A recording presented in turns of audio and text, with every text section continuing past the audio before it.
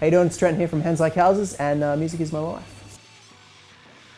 Ooh, something that reminds me of my childhood. I reckon any boy band stuff, whether it's Backstreet Boys or NSYNC or Five, just, I don't know, everyone went through that phase in the good old late 90s and early thousands.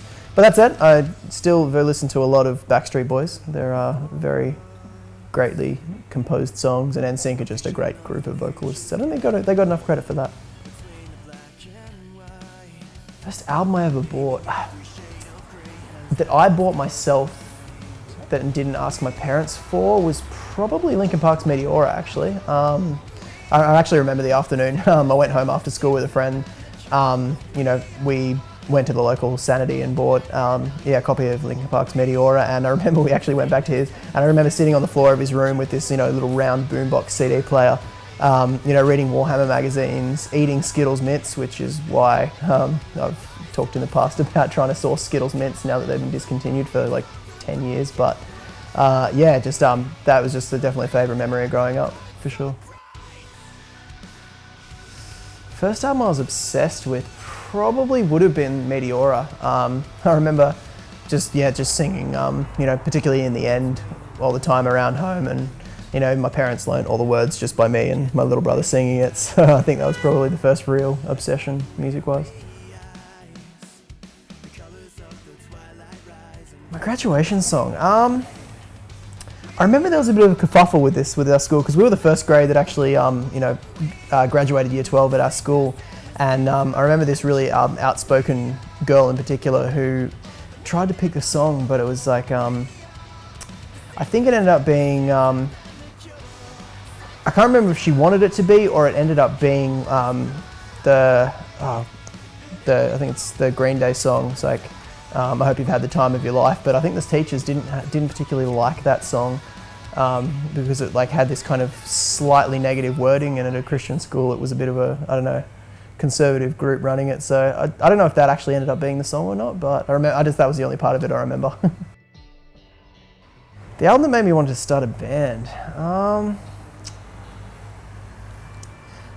I'd say it probably would have been Under Oath's Define the Great Line. I loved They're Only Chasing Safety as a listener, but something about Define the Great Line, I remember reading a review about it, was saying that this is, They're Only Chasing Safety was a song written by a band on the road. Define the Great Line was an album written by a band in the studio, and something about that just rung out to me, and I don't know, I listened to it with that appreciation for that care and that, intention that had gone into creating an album that was, musically refined, and that, I don't know, something that's always stuck with me for sure, and I guess, probably bled into wanting to play in a band and, enjoy that experience. Song that makes me want to mosh. Ooh. I have to say, it's kind of an obscure one, but there's a song called The Artist the Thief by an old Sydney band called Corsairs. I think the vocalist was, I think his name was Scotty Tarasenko. He, sang for The Valley for a little while. And I don't know, just there's something about that song, just it hits into this dirty kind of Southern style breakdown, and still just makes me want to, punch things. It's mad. I don't know, a song I wish I'd written. There's a lot. To be honest, North Lane's Rot. Keeping It Close to Home is a song that I love a lot of things about, so it definitely would have been cool to be a part of that. But other than that, I can see as Elastic Heart, there's just something really gripping about that song, and kind of, I wouldn't say it echoes my writing style, but it definitely felt like when I heard it, I'm like, yeah, this is definitely something I can get into for sure.